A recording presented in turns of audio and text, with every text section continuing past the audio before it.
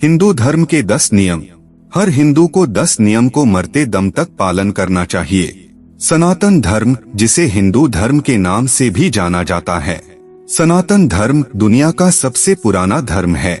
यह सनातन धर्म है जिसमें कई अलग अलग परंपराएं, दर्शन और ग्रंथ हैं। हिंदुत्व केवल एक धर्म ही नहीं है, इसे एक सफल जीवन जीने के तरीके के तौर पर भी देखा जा सकता है। अधिकतर हिंदू इन नियमों पर चलते हैं या नहीं, यह जानना प्रत्येक हिंदू का कर्तव्य होना चाहिए। सनातन धर्म में एक ईश्वर का विश्वास है जिसे ब्रह्मा कहा जाता है। ब्रह्मा अनंत, सर्वशक्तिमान और सर्वव्यापी है। यह धर्म भक्ति, कर्म, ज्ञान और वैराग्य की 4 योगियों को मानता है। सनातन धर्म का मतलब है अनादि या अनंत। यह धर्म जीवन के हर क्षेत्र में व्याप्त है, जैसे धार्मिक अनुष्ठान, संगीत, कला, संस्कृति, विज्ञान और दर्शन। इसका मूल उद्देश्य मनुष्य को धार्मिक, आध्यात्मिक और आदर्श जीवन जीने में मदद करना है। सनातन धर्म विविधता में एकता को स्वीकार करता है और सभी धर्मों और संप्रदायों को सम्मान देता है। हमें हमारे ऋषियों मुनियों ने ज्ञान योग, भक्ति योग व योग का उपहार दिया है, जिसके बल से हम हमेशा धर्म से जुड़े रहते हैं। अधिकतर हिंदू इन नियमों पर चलते हैं या नहीं, यह जानना प्रत्येक हिंदू का कर्तव्य होना चाहिए। आओ जानते हैं कि ऐसे कौन से 10 नियम हैं जिनका पालन हिंदुओं को करना चाहिए। मित्रों, आप सनातन ज्ञान कथा चैनल पर पहली बार आए हैं तो चैनल को सब्सक्राइब जरूर कीजिएगा। कमेंट बॉक्स में जरूर लिखिएगा हर हर महादेव। पहला नियम, हर हिंदू को सनातन धर्म प्रचार करना। उससे पहले यह आप जान ले, हिंदू धर्म को पढ़ना और समझना जरूरी है। हिंदू धर्म को समझकर ही उसका प्रचार और प्रसार करना जरूरी है। आपको धर्म का सही ज्ञान होगा, तभी उस ज्ञान को दूसरे को बताना चाहिए। बहुत सारे हमारे हिंदू भाई हैं जिन्हें अपने ही धर्म के बारे में कुछ भी नहीं पता है। प्रत्येक व्यक्ति को धर्म प्रचारक होना जरूरी है। इसके लिए भगवा वस्त्र धारण करने या सन्यासी होने की जरूरत नहीं।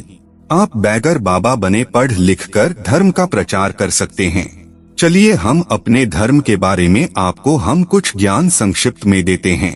मित्रों, धर्म का आधार हैं 4 ग्रंथ, वेद, उपनिषद, स्मृति और गीता, और 4 आश्रम, ब्रह्मचर्य, गृहस्थ, वानप्रस्थ और संन्यास। हिंदू धर्म में 4 पुरुषार्थ, धर्म, अर्थ, काम और मोक्ष है। 4 धाम, जगन्नाथ, द्वारिका, बद्रीनाथ और रामेश्वरम। 4 मास, सौर मास, चंद्रमास, नक्षत्र मास और सावन मास। चातुर्मास, श्रावण, भाद्रपद, आश्विन और कार्तिक। 4 पीठ, ज्योतिर्पीठ, गोवर्धन पीठ, शारदा पीठ और श्रृंगेरी पीठ। 4 पद, ब्रह्मपद, रुद्रपद, विष्णुपद और परमपद, सिद्धपद आदि को जानना जरूरी है।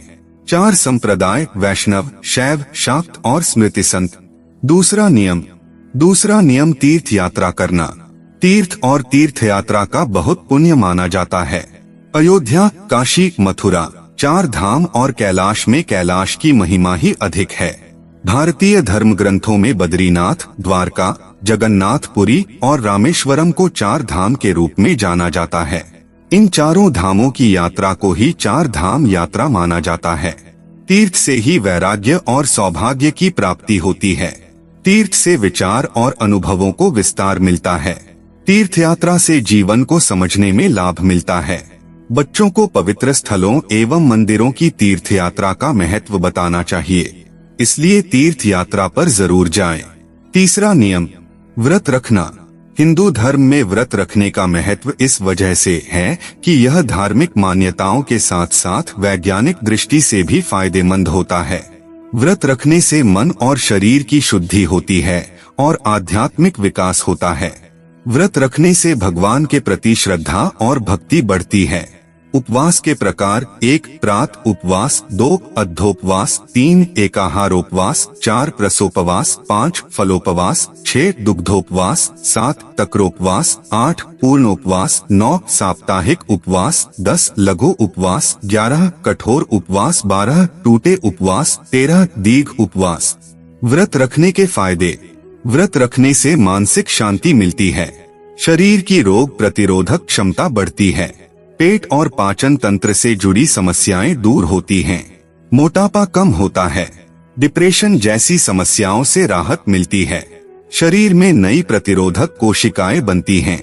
शरीर की सफाई होती है। आत्मविश्वास बढ़ता है। अनुशासन बढ़ता है। चौथा नियम, ईश्वर ही सत्य है, ब्रह्मा ही सत्य है, सत्य ही ब्रह्मा है, वही सर्वोच्च शक्ति है। वेद, शास्त्र और पुराणों में कहा गया है कि सत्य के समान दूसरा धर्म नहीं है। प्रार्थना, पूजा, ध्यान और आरती आदि सभी उसी के प्रति है। देवी देवता, त्रिदेव, यक्ष, किन्नर, गंधर्व, वानर आदि सभी उसी का ध्यान करते हैं, इसलिए सिर्फ उस एक को ही सर्वोच्च सत्ता मानना धर्म का प्रथम नियम है। हिंदू धर्म के मुताबिक ईश्वर, परमेश्वर एक ही शक्ति के नाम हैं। वेद, उपनिषद और गीता में उसी परम तत्व की चर्चा की गई है। ईश्वर को भगवान, परमात्मा, प्रभु, परम पुरुष या स्वामी भी कहा जाता है। उसी के प्रति समर्पित ईश्वर प्राणिधान है। यह धर्म का बेहद जरूरी नियम है। जो व्यक्ति इस नियम का पालन नहीं करता वह भटका हुआ है। ईश्वर निराकार और अजन्मा, अप्रकट है। इस ईश्वर के प्रति आस्था रखना ही ईश्वर प्राणिधान कहलाता है। महात्मा गांधी भी सत्य को ही ईश्वर मानते थे। उन्होंने कहा था, मेरा धर्म सत्य पर आधारित है। सत्य मेरा भगवान है। चाहे सुख हो या घोर दुख, उसके प्रति अपनी आस्था को डिगाए नहीं। इससे आपके भीतर पांचों इंद्रियों में एकजुटता आएगी और आपका आत्मविश्वास बढ़ता जाएगा, जिससे लक्ष्य को भेदने की ताकत बढ़ेगी। वे लोग जो अपनी आस्था बदलते रहते हैं भीतर से कमजोर होते जाते हैं। पांचवें नियम, 16 संस्कार का पालन करना जरूरी। संस्कारों के प्रमुख प्रकार 16 बताए गए हैं, जिनका पालन करना हर हिंदू का कर्तव्य है। इन संस्कारों के नाम कुछ इस प्रकार है: गर्भाधान, पुंसवन, सीमंतोन्नयन, जातकर्म, नामकरण, निष्क्रमण, अन्नप्राशन, मुंडन, कर्णवेधन, विद्यारंभ, उपनयन, वेदारंभ, केशांत, संवर्तन, विवाह और अंत्येष्टि। हर हिंदू को उक्त संस्कार को अच्छे से नियम पूर्वक करना चाहिए। यह हमारे सभ्य और हिंदू होने की निशानी है।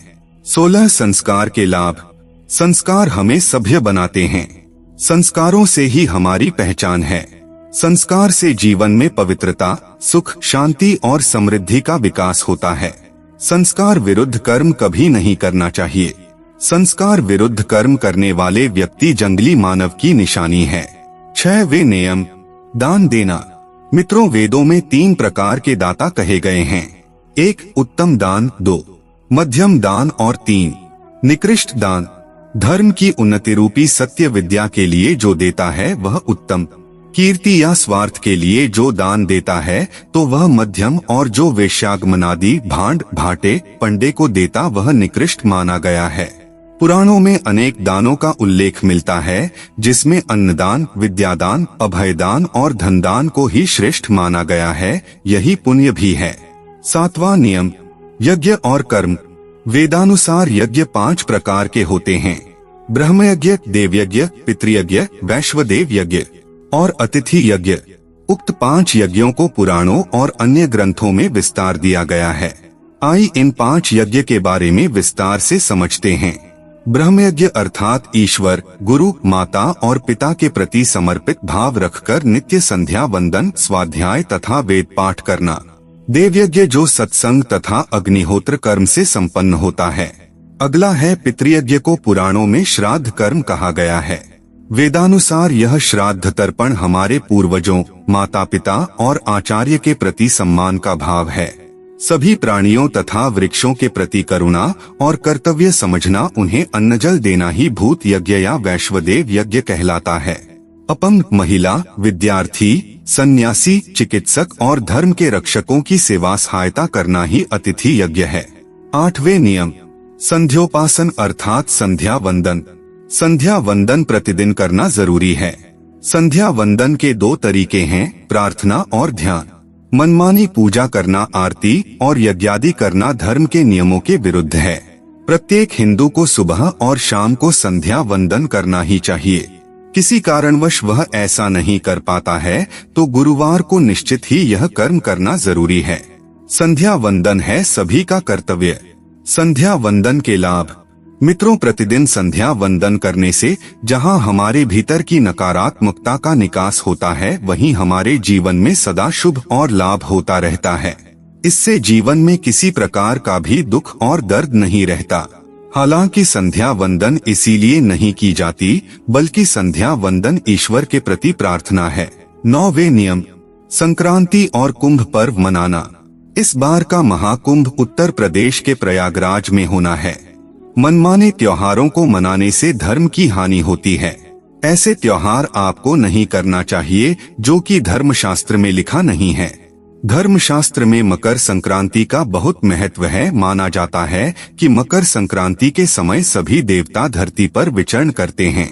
कोई भी व्रत अगर आप रखते हैं तो कुछ सावधानियां भी बरतना होगा। पुण्यकाल में कठोर बोलना, वृक्ष काटना, गाय को मारना व मैथुन काम विषयक कार्य कदापि नहीं करना चाहिए। 10वें नियम, सेवा करना। हिंदुओं के ज्यादातर संत सेवा लेते हैं, सेवा करते नहीं। यही धर्म की सबसे बड़ी हानि है। सेवा के कई प्रकार हैं। रक्षा का एक रूप है सेवा। हिंदू धर्म में सभी कर्तव्यों में श्रेष्ठ सेवा का बहुत महत्व बताया गया है। स्वजनों, अशक्तों, गरीबों, महिला, बच्चों, धर्मरक्षकों, बूढ़ों और मातृभूमि की सेवा करना पुण्य है। यही अतिथि यज्ञ है। सेवा से सभी तरह के संकट दूर होते हैं। इसी से मोक्ष के मार्ग में सरलता आती है। सेवा ही सबसे बड़ी पवित्रता है। घर में पूजा के कमरे का स्थान सबसे अहम होता है।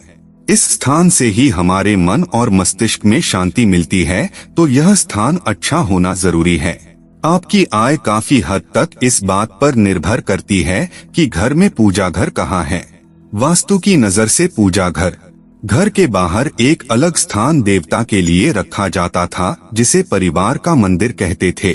बदलते दौर के साथ एकल परिवार का चलन बढ़ा है, इसलिए पूजा का कमरा घर के भीतर ही बनाया जाने लगा है। वास्तु के अनुसार भगवान के लिए उत्तर पूर्व की दिशा श्रेष्ठ रहती है। इस दिशा में पूजा घर स्थापित करें। यदि पूजा घर किसी और दिशा में हो तो पानी पीते समय मुंह ईशान कोण यानी उत्तर पूर्व दिशा की ओर रखें। पूजा घर में ये न रखें खंडित मूर्ति, विषम संख्या में मूर्ति, रौद्र रूप की तस्वीर, एक से ज्यादा शंख, कटिफटी, धार्मिक पुस्तकें, माचिस, निर्माल्य, टूटे हुए चावल, पूर्वजों की तस्वीर, साधु संतों के चित्र या मूर्ति न रखें। पूजा घर के ऊपर या नीचे की मंजिल पर शौचालय या रसोई घर नहीं होना चाहिए, न ही इनसे सटा हुआ। सीढ़ियों के नीचे पूजा का कमरा बिल्कुल नहीं बनवाना चाहिए। यह हमेशा ग्राउंड फ्लोर पर होना चाहिए, तहखाने में नहीं। पूजा का कमरा खुला और बड़ा बनवाना चाहिए। पूजा घर में जरूर होना चाहिए शंख, गरुड़ घंटी, कौड़ी, चंदन बट्टी, तांबे का सिक्का, आचमन पात्री, शालिग्राम, शिवलिंग, सुगंधी, पीला वस्त्र, जप माला, जनेऊ, पूजा की छोटी सुपारी, तरभाना, गंगाजल और पानी का लोटा होना चाहिए। पूजा सामग्री ऑनलाइन खरीदना चाहते हैं तो डिस्क्रिप्शन में दिए गए लिंक से जरूर खरीदें।